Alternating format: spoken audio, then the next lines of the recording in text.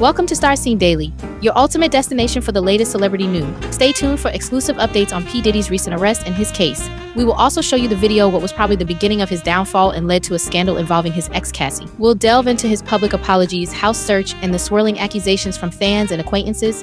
Don't miss a beat on Star Scene Daily for all the exclusive details and breaking news in the entertainment realm. From the moment the video of P. Diddy's argument with his ex Cassie surfaced, things took a downward turn for Diddy.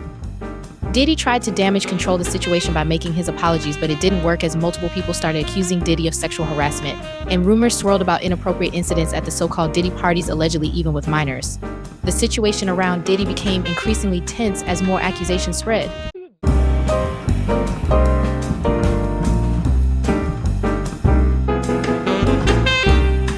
On the darkest times in your life, sometimes you gotta do that. I was f***ed up. I hit rock bottom. But I made no excuses. My behavior on that video is inexcusable. I take full responsibility for my actions in that video. I'm disgusted. I was disgusted then when I did it. I'm disgusted now. I went and I sought out professional help. I had to go into therapy, go into rehab. Had to ask God for his mercy and grace. Yeah, that's what's up. Yeah. Yes, sir. Everybody know ain't no party like a Diddy party, so. Yeah, that's what's up. You deserve it, Daddy. You putting in that work. Yeah, tell him stop bringing all the minors over here late at night. I live right next to him. He do too much. It be like buses, like big ass buses. You just see all type of shit hop out. Especially at nighttime, like around 3 o'clock in the morning. It gets wild. I'm his neighbor. When my basketball go over there, I just let it be because I don't want him out the door. He's having 48 hours with Diddy, him and his boy. They're having the times of their lives, like where we hanging out and what we doing. We can't really disclose, but it's definitely a 15-year-old's dream. I have been given custody of him. He signed to Usher. I'm signed to Usher. I had legal guardianship of Usher when he did his first album. I did Usher's first album.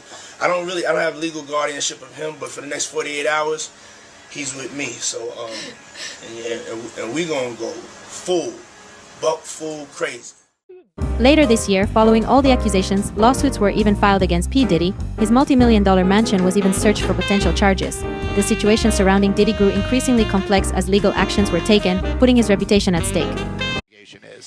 I would venture to say that those are going to be the guys that you're seeing right there, and they're waiting for that all clear. And then this group that you see there, those are the ones that are actually going to go inside. They probably have, like you said, they probably have ideas what they're looking for, where they might be. So, but right now, it is still a waiting game to make sure that everybody is out of this building and that it is secure for the investigators to make their way in and actually start that search. And we should mention, thank you, Stu, that if this is in fact involving a sex trafficking investigation, we do know that according to Diddy's attorneys and the rapper himself, he has denied any wrongdoing in any of all this. So there are two sides, of course, to this as this all plays out. But it is interesting that these raids happening at the same time. According to TMZ, a raid of his Miami home is happening right now, as well as now we're looking at the live pictures of what's going on in Holmby Hills at this mansion right here, all connected to Sean Combs. So again, until we find out further word as to what exactly they're searching for and why, we continue to look at the procedures taking place regarding this raid that's being conducted by Homeland Security. You have support from local law enforcement officials as well. We saw from the ground shots, you see multiple agencies there a part of all of this, and they have a number of resources on hand with a drone flying up top, as well as they had ladders taking a closer look at certain parts of the property. And so they are looking at every nook and cranny they need to in terms of why they're investigating this home and property. So clearly this is going to take a while, and as Haley mentioned, with her shot down on the ground right there, more people are coming to your area. Haley? Yeah, I would say it's mostly media at this point. We were the first ones here on scene. After all the drama this week, a new chapter has unfolded. P. Diddy has been arrested and held custody without bail. A press conference was held where many shocking details were exposed. Is P. Diddy guilty? Put your thoughts in the comments section. Indictment charging Sean Combs with racketeering conspiracy, sex trafficking, interstate transportation for prostitution. The indictment alleges that between at least 2008 and the present, Combs abused, threatened, and coerced victims to fulfill his sexual desires, protect his reputation, and conceal his conduct. As alleged in the indictment, to carry out this conduct, Sean Combs led and participated in a racketeering conspiracy that used the business empire he controlled to carry out criminal activity, including sex trafficking, forced labor, kidnapping, arson, bribery, and the obstruction of justice. Let me say a little bit more about the charges. The indictment alleges that Combs abused and exploited women and other people for years, and in a variety of ways. As alleged, Combs used force, threats of force, and coercion to cause victims to engage in extended sexual performances with male commercial sex workers, some of whom he transported or caused to be transported over state lines. Combs allegedly planned and controlled the sex performances, which he called freak-offs, and he often electronically recorded them. The freak-offs sometimes lasted days at a time, involved multiple commercial sex workers, and often involved a variety of narcotics, such as ketamine, ecstasy, and GHB, which Combs distributed to the victims to keep them obedient and compliant. As alleged, when Combs didn't get his way, he was violent, and he subjected victims to physical, emotional, and verbal abuse so that they would participate in the freak-offs, and that Combs hit, kicked, threw objects at, and dragged victims, at times by their hair. On one occasion in March of 2016, that conduct was captured on video and later reported in the media.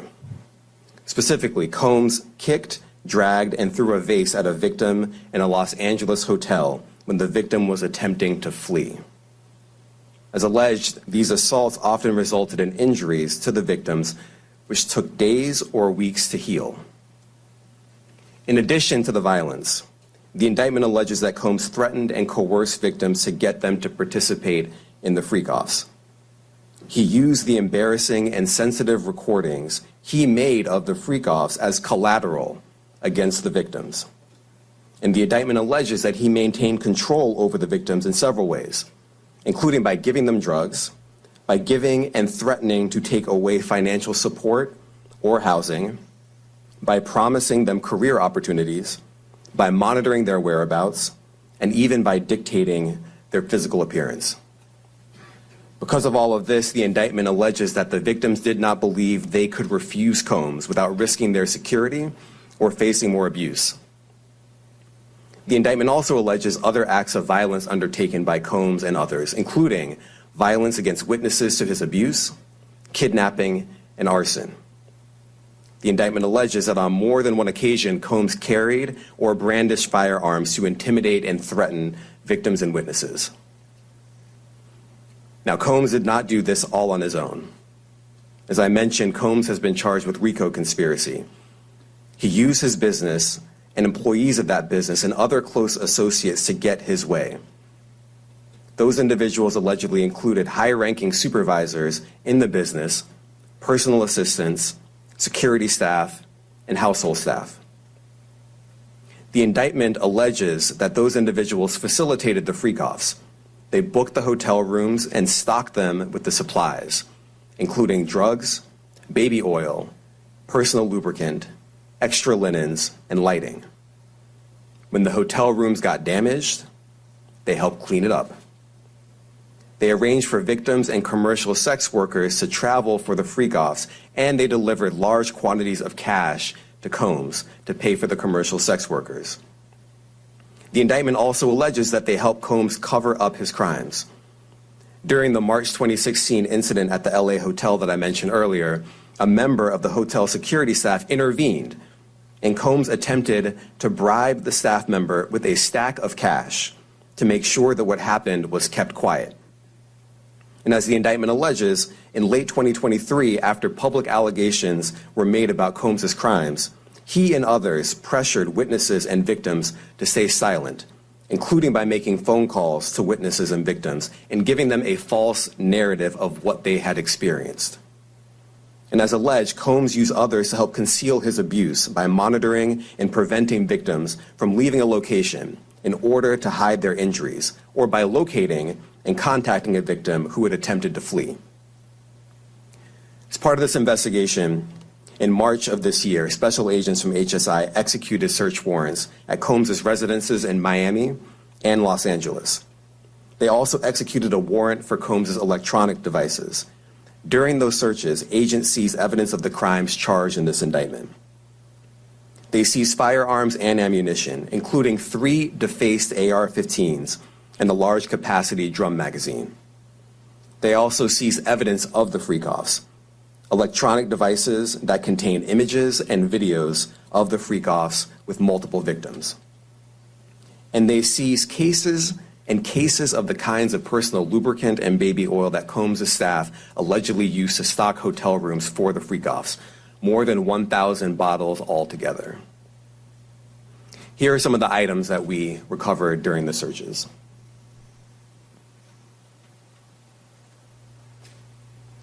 As you can see here, this is a drum magazine, large capacity, and it contains, I believe, 59 rounds. I mentioned as well we recovered 3 AR-15s. This is a close-up shot of one of the AR-15s, and you can see right here the serial number has been thoroughly defaced. Another picture of more ammunition and parts of 2 AR-15s right there. Now, I want to be clear about 2 things. First, this office is determined to investigate and prosecute anyone who engages in sex trafficking, no matter how powerful or wealthy or famous you may be. No one should doubt our commitment on that. A year ago, Sean Combs stood in Times Square and was handed a key to New York City. Today, he's been indicted and will face justice in the Southern District of New York. Second, we are not done. This investigation is ongoing, and I encourage anyone with information about this case to come forward and to do it quickly. Anyone with information can call 1-877-4HSI-TIP. I want to express my deep appreciation for the victims and witnesses who have used their voices and helped bring this criminal conduct to light. We would not be here without them. I also want to thank the dedicated case agents on the HSI Trafficking in Person Squad in New York. They have been with us since day one and have worked tirelessly on this investigation. They will continue to be invaluable partners to us. I also want to thank the incredible agents and analysts from SCNY who have also provided tremendous assistance on this case. I'm deeply grateful for their continued work. Thank you for watching To Star Scene Daily. Don't forget to smash that like button and hit subscribe for more exiting content. Your support means the world. See you in the next video.